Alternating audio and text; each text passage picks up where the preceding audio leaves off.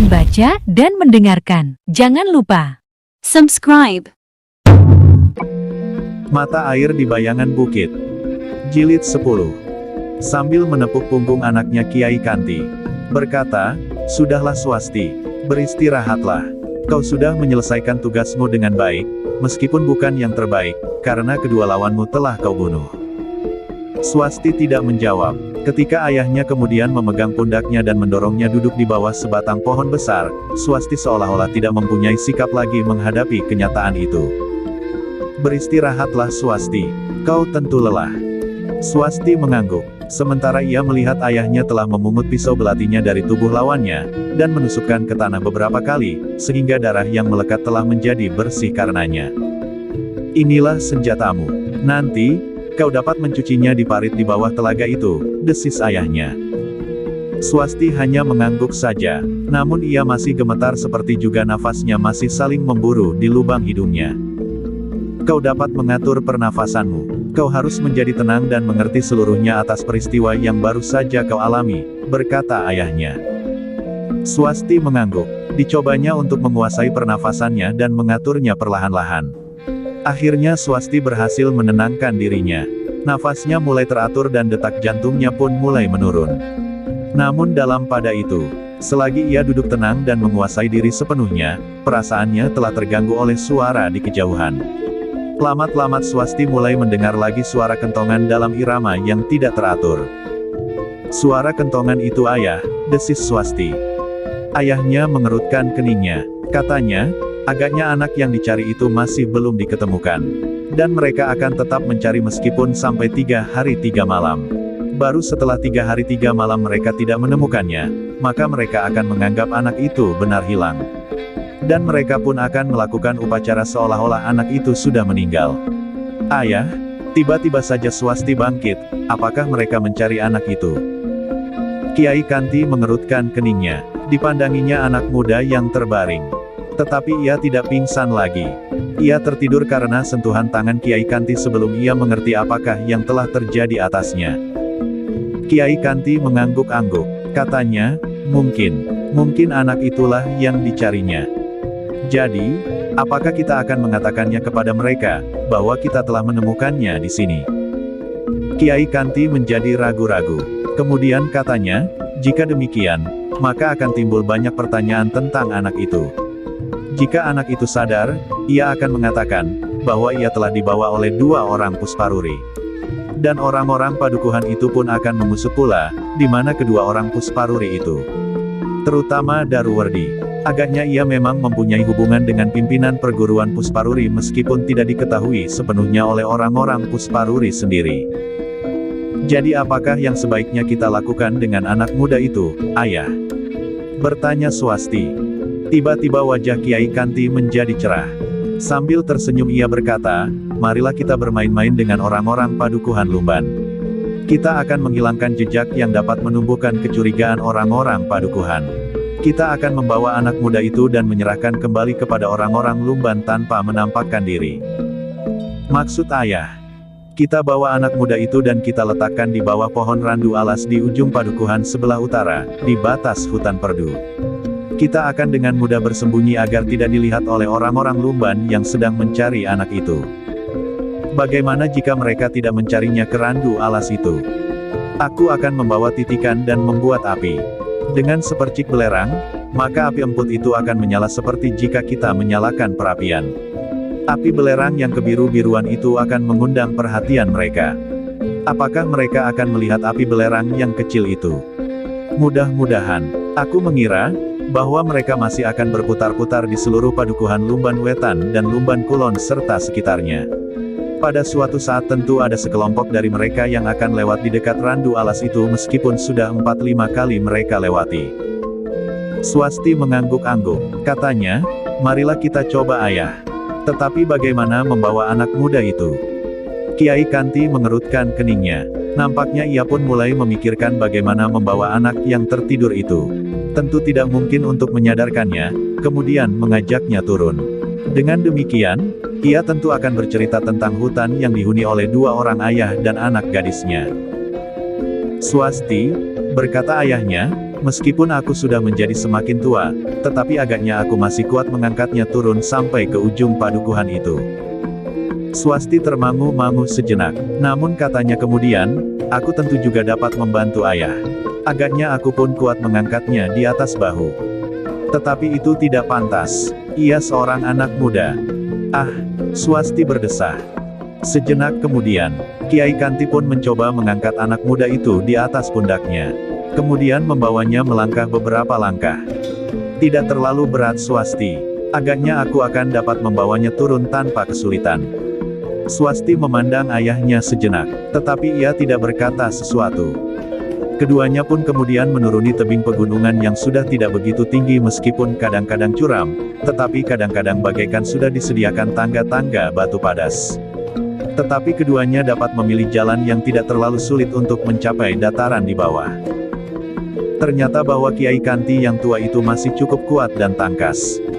Bagaimanapun juga ia adalah seorang yang mumpuni. Seorang yang memiliki kekuatan melampaui kekuatan orang kebanyakan dan ia pun mempunyai daya tahan melampaui orang kebanyakan pula.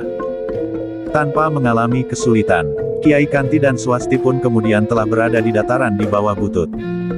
Kemudian dengan hati-hati mereka membawa anak yang tertidur nyenyak itu ke bawah sebatang randu alas yang besar dan berdaun rimbun.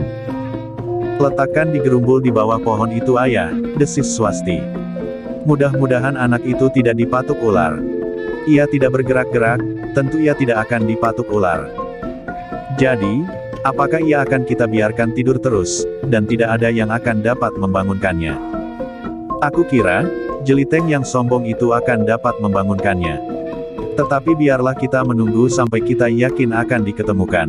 Kemudian kita bangunkan anak itu, sementara itu kita bersembunyi baik-baik. Terserah saja kepada ayah, desis Swasti. Kiai Kanti pun kemudian meletakkan tubuh kuncung di dalam gerumbul yang tidak terlalu rimbun. Dengan sengaja ia membiarkan kaki anak muda itu terjulur. Kita menunggu. Aku yakin, bahwa salah satu kelompok dari mereka yang mencari anak yang hilang itu akan datang lagi ke bawah pohon randu alas yang besar ini. Tetapi, bagaimanakah jika yang sebenarnya mereka cari bukan anak ini ayah? Bertanya Swasti. Siapapun juga. Tetapi kita telah mengembalikan anak yang malang ini kepada keluarganya, sementara kita masih mempunyai pekerjaan mengubur dua sosok mayat yang kita tinggalkan di hutan itu.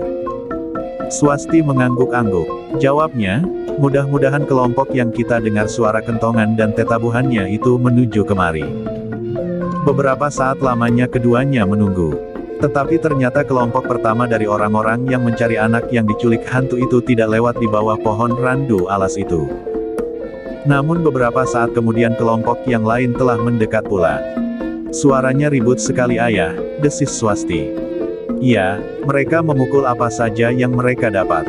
Kentongan, tambir, tampah dan mungkin potongan-potongan besi dan senjata. Mereka membunyikan asal saja membunyikan tanpa irama tertentu. Nah, kalau kelompok yang kemudian ini nampaknya benar-benar akan melalui jalan ini. Gumam Swasti. Untuk sesaat lagi mereka menunggu. Sejenak kemudian mereka melihat beberapa buah obor muncul dari padukuhan. Mereka melalui jalan bulak yang semakin lama menjadi semakin dekat dengan pohon randu alas itu. Aku akan menyalakan api yang berwarna biru agar mereka tertarik dan datang kemari, berkata Kiai Kanti. Kiai Kanti pun kemudian menyalakan api dengan titikan dan seperingkil belerang. Api yang berwarna kebiru-biruan telah menyala. Dengan menggerakkan api itu, maka Kiai Kanti mengharap, bahwa api itu akan menarik perhatian. Mereka akan mengira, api ini kemamang yang terbang mengitari pohon randu alas ini, desis Kiai Kanti. Jika demikian mereka akan takut mendekat, desis Swasti. Tidak, jika mereka seorang-seorang, mereka memang akan takut mendekat. Tetapi bersama-sama mereka akan merupakan kelompok pemberani yang justru akan datang untuk melihat, apakah yang terdapat di bawah pohon randu alas ini. Ternyata beberapa orang yang berjalan di bulak itu, benar-benar melihat sepercik api berwarna kebiru-biruan. Api yang seolah-olah terbang berputaran mengelilingi pohon randu alas, karena Kiai Kanti memang membawa api di atas sebuah kulit kayu mengelilingi pohon randu alas itu. Api yang tidak begitu besar, tidak lebih dari sekepalan tangan. Namun dapat dilihat dari bulak yang pendek, yang tidak begitu jauh dari pohon randu alas itu, dan api itu mempunyai warna yang khusus. Karena itu, maka seperti yang diharapkan, maka nyata api yang kebiru-biruan itu benar-benar telah menarik perhatian. "Hei, kau lihat api di bawah pohon randu alas itu?" desis seseorang yang sedang memukul sepotong besi dengan potongan besi yang lain. Seorang yang memukul kentongan di sebelahnya mengerutkan keningnya. Ia pun telah melihat api yang kebiru-biruan itu. Maka katanya, "Iya, api itu agak aneh. Apakah api itu mempunyai arti yang khusus?" Mungkin sekali," sahut yang lain. Api belerang itu akhirnya telah menarik perhatian seluruh kelompok pencari anak yang hilang itu. Seorang yang berambut putih berdesis, "Menarik sekali. Apakah benar cahaya yang kebiru-biruan itu mempunyai arti khusus?" "Mungkin sekali," sahut yang lain. "Marilah kita lihat," berkata orang tua itu lebih lanjut. Sejenak kawan-kawan saling berdiam diri. Tetabuhannya pun terdiam beberapa saat. "Marilah," orang tua itu mendesak. Kawan-kawan masih ragu-ragu. Namun akhirnya orang tua itu berkata, "Aku akan berdiri di paling muka. Berikan obor itu kepadaku." Seorang anak muda yang pucat memberikan obor kepada orang berambut putih itu. Kemudian, beriringan mereka menuju ke pohon randu alas yang diputari oleh semacam cahaya yang berwarna kebiru-biruan. Kiai Kanti telah memperhitungkan, pada jarak yang mana ia harus bersembunyi. Sehingga karena itulah, maka kelompok-kelompok orang-orang itu tertegun ketika mereka melihat tiba-tiba saja api yang berwarna kebiru-biruan itu hilang. Meskipun demikian, orang berambut putih itu berkata, "Kita akan membuktikannya ke bawah randu alas itu. Pukul semua alat yang ada pada kita sekeras-kerasnya. Jika ada hantu di randu alas itu, biarlah mereka menyingkir karena telinga mereka menjadi sakit oleh suara ini." Dengan demikian, maka tetabuhan pun menjadi semakin keras. Perlahan-lahan iring-iringan itu maju meskipun dengan hati yang berdebar-debar. Ketika mereka mendekati pohon randu alas yang besar itu, mereka sama sekali tidak melihat sesuatu. Mereka tidak melihat cahaya yang kebiru-biruan. Mereka tidak melihat seseorang dan tidak melihat apapun juga. "Tidak ada apa-apa," desis seseorang. "Ya, tidak ada," sahut yang lain. Tetapi orang berambut putih itu berkata, "Kita akan mencari di sekeliling randu alas ini. Bunyikan tetabuhan itu sekeras-kerasnya." Sekali lagi orang-orang dalam kelompok itu memukul benda-benda yang mereka bawa sekeras-kerasnya. Bunyinya benar-benar memekakan telinga, sehingga jika mereka berbicara di antara sesama mereka, maka mereka pun harus berteriak sekeras-kerasnya pula. Namun dalam pada itu, tiba-tiba saja salah seorang dari mereka menjerit. Suaranya melengking mengatasi suara tetabuhan yang hiruk-pikuk. "Ada apa?" bertanya seorang kawannya yang juga menjadi pucat. "Ya, ada apa?" desak yang lain. Orang itu menjadi gagap. Sambil menunjuk ke sebuah gerumbul di tepi jalan, di bawah randu alas itu ia berkata terputus-putus, Itu. Lihat." Semua orang berpaling ke arah gerumbul yang ditunjuk. Mereka pun terperanjat ketika mereka melihat dua batang kaki yang terulur dari gerumbul itu. Belum lagi jantung mereka mereda, mereka telah dikejutkan lagi oleh suara yang mengerikan, yang telah mendirikan bulu tengkuk mereka. Suara itu adalah suara perempuan. Tetapi suara tertawa perempuan itu benar-benar suara tertawa hantu yang menakutkan. Suara tertawa yang bagaikan menghentak jantung setiap orang yang berada di bawah pohon randu alas itu. "Itu adalah iblis betina," berkata setiap orang di dalam hati mereka masing-masing. Suara tertawa itu semakin lama terdengar semakin keras, dan suara tertawa itu bagaikan meretakkan dada mereka. Setiap orang telah melepaskan benda-benda di tangannya. Mereka menutupi telinga mereka dengan kedua telapak tangan. Bahkan ada di antara mereka yang terduduk lemah tidak berdaya. "Aku kembalikan anak itu kepada kalian orang-orang lumban yang dungu," terdengar suara yang tidak jelas sumbernya, "Aku tidak memerlukan anak yang bodoh dan penakut. Ambillah salah seorang anakmu ke orang-orang lumban. Untuk beberapa saat ia akan tetap tertidur. Tetapi ia akan bangun pada saatnya. Mungkin untuk sehari dua hari ingatannya belum pulih. Tetapi itu bukan salahnya." Orang-orang di bawah pohon randu alas itu menjadi gemetar. "Ambillah.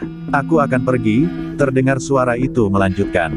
Disusul oleh suara tertawa berkepanjangan. Semakin lama semakin jauh dan akhirnya hilang ditelan desau angin malam yang dingin. Beberapa saat lamanya orang-orang lumban itu masih dicengkam ketakutan. Namun kemudian orang yang berambut putih dan menggenggam obor di tangannya itu berkata, anak itu sudah diserahkannya. Marilah, kita mengambilnya. Kita tidak bersalah dan kata tidak akan dikutuknya, karena yang terjadi adalah oleh kehendak iblis betina itu sendiri. Beberapa orang masih ragu-ragu. Namun akhirnya mereka pun mendekati gerumbul di bawah pohon randu atas itu. Mereka masih melihat dua batang kaki yang terjulur. Itu tentu kaki kuncung, berkata orang berambut putih itu. Kemudian dibantu oleh beberapa orang yang masih berdebar-debar, mereka menarik kaki yang mereka lihat. Kuncung, benar-benar kuncung, desis beberapa orang. Orang-orang yang kemudian mengerumuninya menarik nafas dalam-dalam. Mereka telah menemukan anak yang mereka cari. Tetapi ternyata bahwa kuncung masih berdiam diri. Ia masih tetap tidur nyenyak. Ia mati, desis seseorang. Tidak, ia tidur seperti yang dikatakan oleh iblis betina itu. Ia masih tetap bernafas, sahut orang berambut putih. Marilah kita bawa kembali ke padukuhan, berkata yang lain. Kawan-kawan mengangguk-angguk. Mereka pun kemudian beramai-ramai menggotong kuncung yang masih tertidur nyenyak dengan nafas yang mengalir teratur dari lubang hidungnya. Ketika anak itu dibawa masuk ke padukuhan, maka gemparlah padukuhan induk Lumban Wetan. Setiap orang telah keluar dari rumahnya untuk melihat kuncung yang baru saja dicuri oleh hantu betina. Sementara itu, Jeliteng yang kebingungan, seolah-olah telah kehilangan akal. Kemana ia harus mencari kuncung yang hilang itu? Seluruh daerah Lumban dan sekitarnya telah dijelajahinya namun ia tidak menemukannya. Bahkan kemudian mulai tumbuh di pikirannya, apakah kuncung benar-benar di bawah hantu? Dalam kebingungan itu tiba-tiba saja ia teringat kepada Daruwardi yang berada di Bukit Gundul. Nampaknya ia memang menunggu seseorang. Apakah tidak ada sekelompok orang yang mencari ke bukit itu? Bertanya Jeliteng kepada diri sendiri.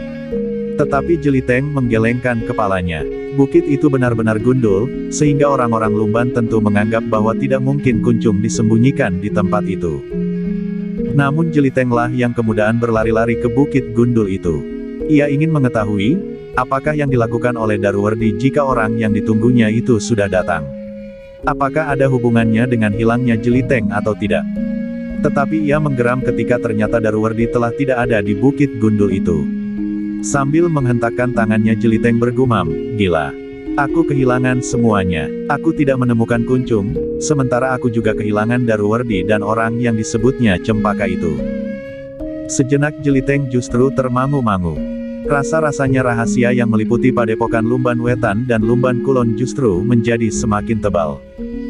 Namun dalam pada itu Jeliteng terkejut ketika ia mendengar suara kentongan dalam nada darah muluk. Di luar sadarnya ia bergumam, syukurlah. Anak itu sudah dapat diketemukan. Namun tiba-tiba wajahnya menegang, tetapi hidup atau mati.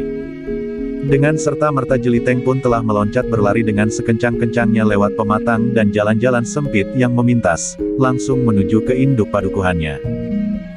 Dengan nafas terengah-engah ia menemukan banyak orang yang berkerumun di Banjar. Orang tua Kuncung duduk di samping anaknya yang terbujur diam sambil menangis. Ia kehilangan jiwanya, meskipun tidak nyawanya, desis beberapa orang. Kuncung memang masih tertidur nyenyak. Nafasnya mengalir dengan teratur. Tetapi tidak seorang pun yang dapat membangunkannya. Untuk sesaat Jeliteng termangu-mangu. Seorang kawannya yang melihatnya berlari-lari bertanya, "Kemana kau selama ini, Jeliteng?" "Aku ikut mencarinya, tetapi aku tersesat. Seolah-olah jalan menjadi asing. Untunglah aku masih mendengar suara kentongan dan suara hiruk-pikuk orang-orang yang mencari Kuncung," jawabnya. "Oh, agaknya kau pun hampir disambarnya," desis kawannya yang lain. Dari kawan-kawan Jeliteng mendengar, bagaimana Kuncung itu diketemukan. Ketika sekelompok orang-orang Lumban lewat di dekat randu alas, mereka telah melihat seekor kemamang berwarna kebiru-biruan terbang mengelilingi batang randu alas itu. Ketika kemudian mereka mendekat, mereka menemukan Kuncung, setelah lebih dahulu mereka mendengar suara hantu betina itu. Jeliteng mengerutkan keningnya, namun kemudian ia berdesis, mengerikan sekali. "Hei, bagaimana jika aku juga dibawa oleh hantu betina itu?" desis Jeliteng. "Kau akan pingsan untuk waktu yang lama, atau barangkali, yang sudah dikembalikan baru tubuhnya, belum jiwanya," sahut kawannya. Sejenak Jeliteng terdiam, namun kemudian ia berkata, Aku akan melihat, apakah Kuncung terluka atau tidak. Tidak ada tanda-tanda luka padanya, sahut kawannya. Namun Jeliteng mendesaknya. Ketika ia menyibakkan beberapa orang, maka orang-orang itu membentaknya, "Hei, apa yang akan kau lakukan Jeliteng?" Jeliteng memandang berkeliling. Dilihatnya wajah-wajah yang tegang dan gelisah. "Aku hanya ingin melihat saja," desisnya. "Jangan kau ganggu. Kita menunggu ia terbangun." "Apakah tidak dapat dibangunkan seperti membangunkan orang tidur nyenyak?" beritanya Jeliteng. "Kau memang dungu. Ia tidak tidur sewajarnya tidur," sahut salah seorang tua. "Tetapi nampaknya benar-benar seperti tidur," Jeliteng membantah. Tanpa menghiraukan orang-orang yang memandanginya dengan marah, Jeliteng mendekati tubuh Kuncung yang terbujur. Kemudian dirabanya seluruh tubuh itu. "Jeliteng, jika kau membuatnya celaka, maka kau akan dihukum oleh orang-orang di seluruh padukuhan," desis seorang bertubuh tinggi besar. "Kita sedang menunggu Ki Buyut di Lumban Wetan. Sentuhan tanganmu mungkin akan menimbulkan akibat yang tidak dikehendaki." Jeliteng memandang orang itu sejenak. Namun kemudian katanya, "Apakah aku boleh mengguncangnya seperti mengguncang orang tidur?" "Jangan," teriak seseorang. Tetapi Jeliteng sudah melakukannya. Perlahan-lahan diguncangnya kaki Kuncung yang tertidur nyenyak itu. Tidak seorang pun yang melihat, Jeliteng telah menyentuh tengkuk Kuncung di saat ia meraba-raba tubuh anak itu. Nampaknya Jeliteng menjadi curiga bahwa keadaan Kuncung disebabkan oleh kemampuan ilmu yang dapat membuatnya tidur. Ternyata yang dilakukan Jeliteng itu telah mengejutkan orang-orang yang berkerumun. Mereka hanya melihat Jeliteng mengguncang kaki Kuncung.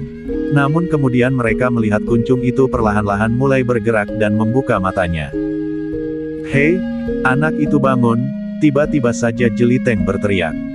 Setiap orang terguncang hatinya. Ternyata mereka benar-benar melihat Kuncung bergerak dan membuka matanya.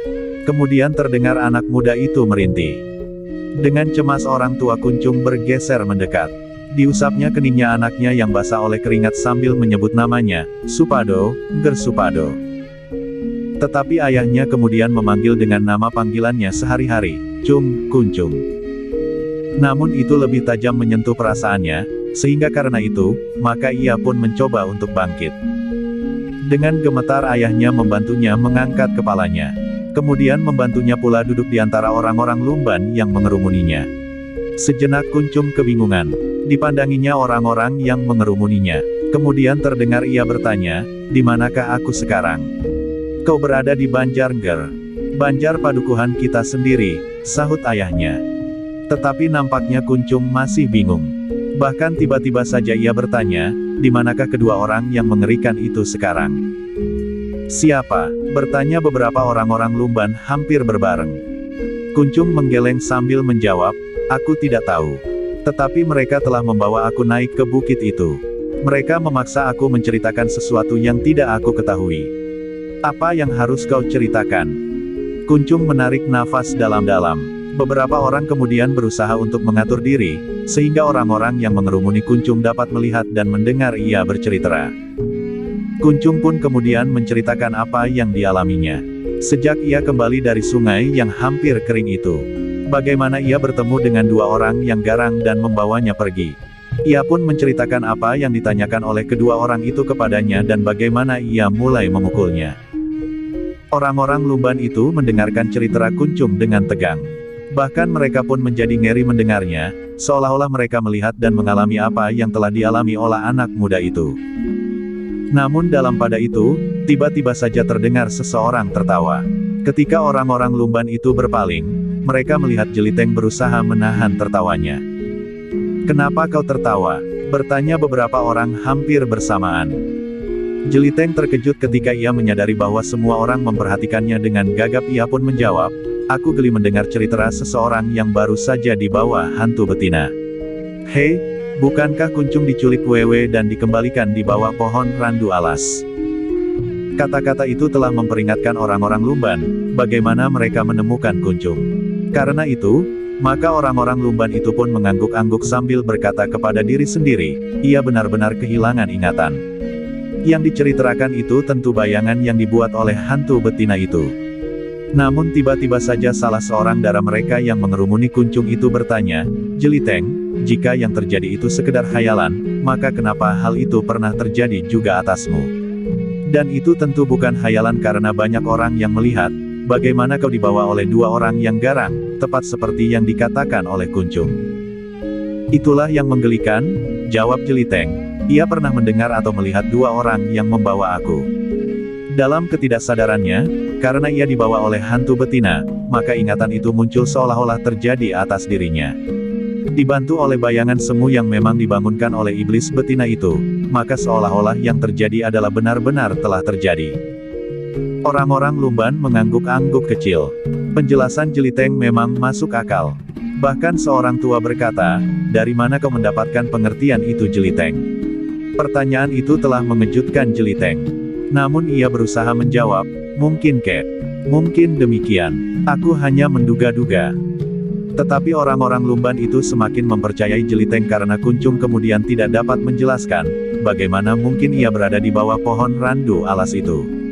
Bahkan tertidur nyenyak seperti orang yang sedang pingsan. Dalam pada itu, ketika Ki Buyut Lumban Wetan datang ke Banjar, maka orang yang mengerumuni Kuncung itu pun menyibak. Di hadapan Ki Buyut, Kuncung menceritakan kembali apa yang pernah diceritakan. Sementara itu, ketika perhatian setiap orang tertuju kepada Ki Buyut dan Kuncung, maka Jeliteng berbisik kepada kawannya yang duduk di sebelahnya, "Aku akan ke sungai." "Kenapa?" bertanya kawannya heran. "Perutku sakit sekali." "Hei, kau dapat dibawa wewe seperti Kuncung." Sedangkan Kuncung saja telah dikembalikannya. Ia tentu tidak memerlukan orang lain lagi. Setidak-tidaknya untuk sisa malam ini. Kawannya tidak mencegahnya, sementara yang lain tidak memperhatikannya, ketika Jeliteng kemudian meninggalkan Banjar. Tetapi demikian ia sampai ke tempat yang sepi maka ia pun segera berlari sekencang-kencangnya.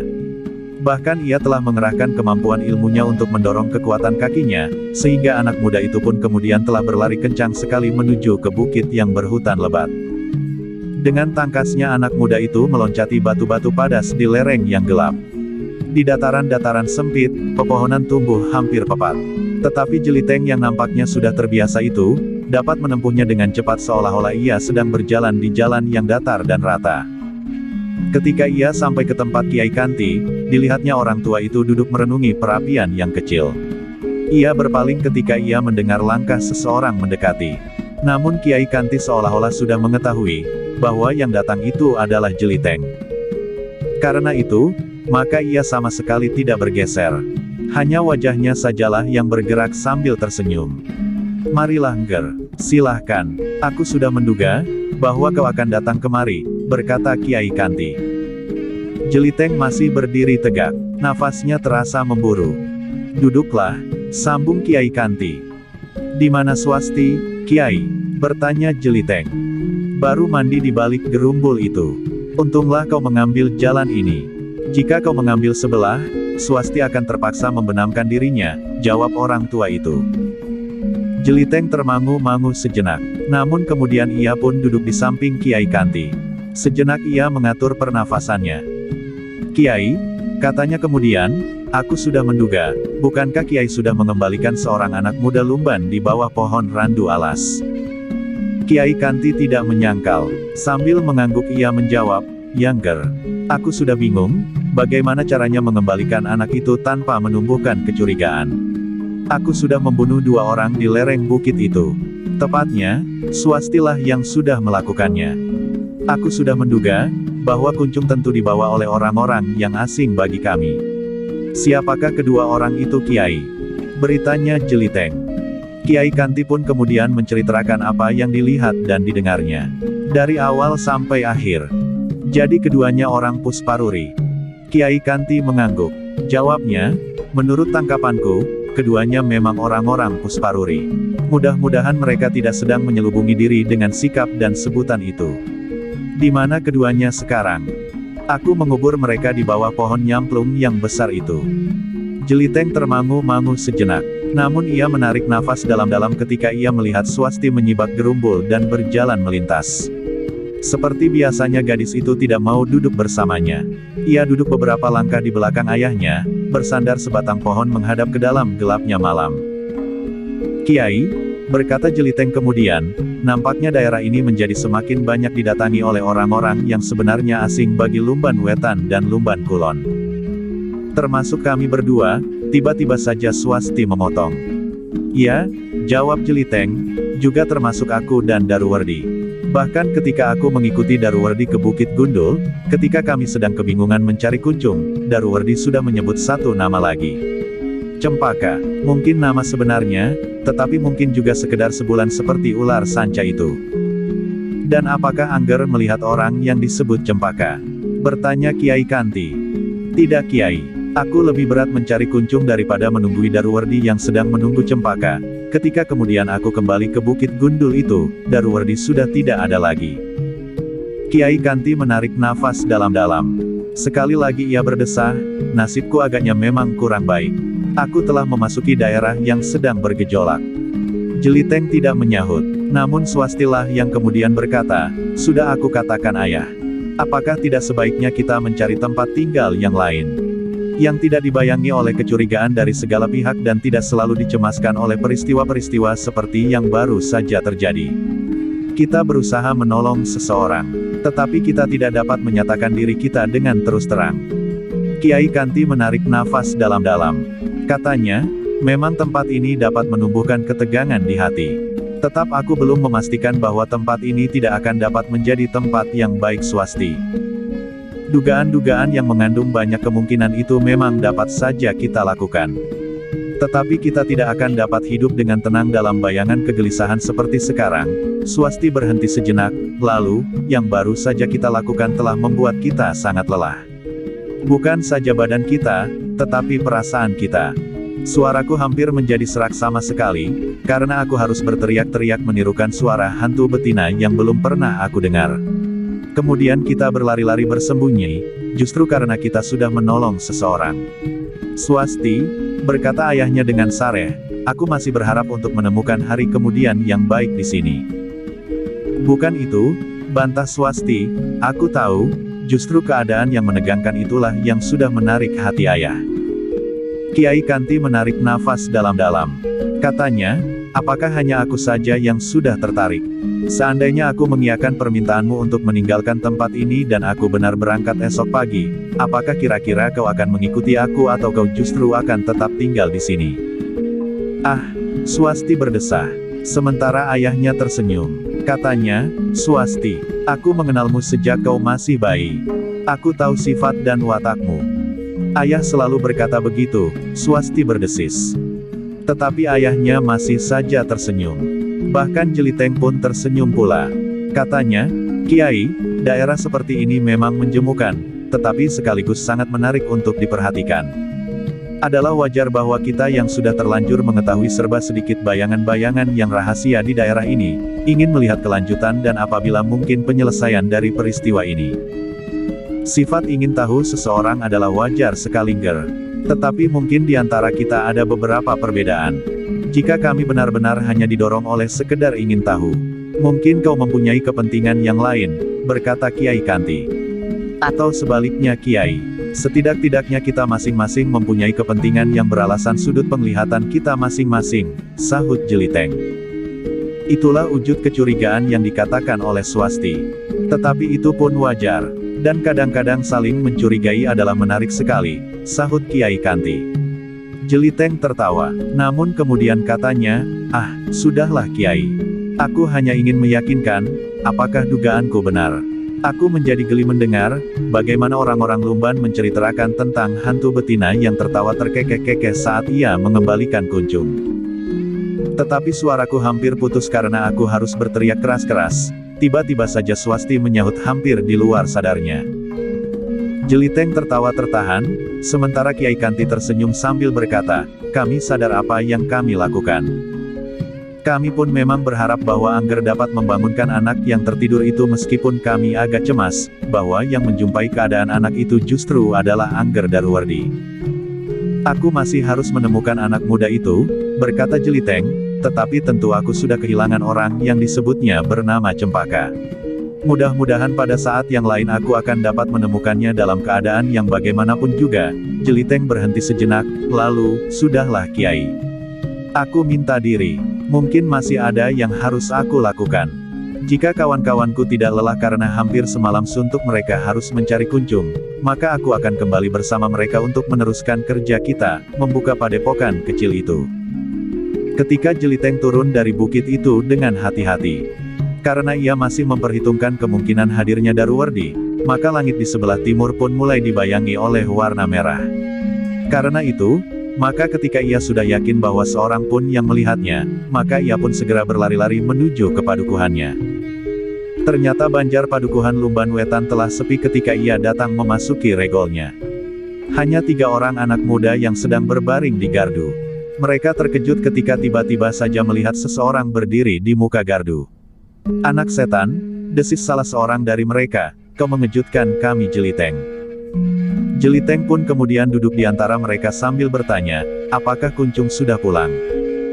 "Iya, ia masih saja mengigau tentang 2 orang yang berwajah mengerikan," jawab salah seorang dari mereka. Namun yang lain menyahut, "Tetapi ada bekas biru-biru pengap di wajahnya."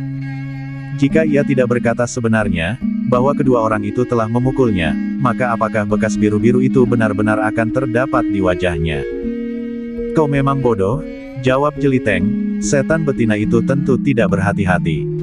Ketika ia membawa Kuncung, mungkin wajah anak itu telah membentur pepohonan atau mungkin batu atau apapun, sehingga wajah itu telah menjadi merah biru." Yang lain mengangguk-angguk, namun kemudian salah seorang dari mereka berkata, "Sudahlah. Aku akan tidur. Semalam suntuk aku tidak tidur sama sekali. Menjelang pagi aku masih mempunyai waktu. Mudah-mudahan tidak lambat bangun sehingga orang-orang yang pulang dari pasar lewat jalan ini akan membangunkan aku." Bersambung jilid 11. Bagikan. Klik bagikan untuk banyak pembaca Sare ke media sosial Facebook, Twitter dan lain-lainnya. Jangan lupa subscribe dan nyalakan lonceng notifikasi. Baca jilid berikutnya. Atas perhatiannya saya ucapkan terima kasih.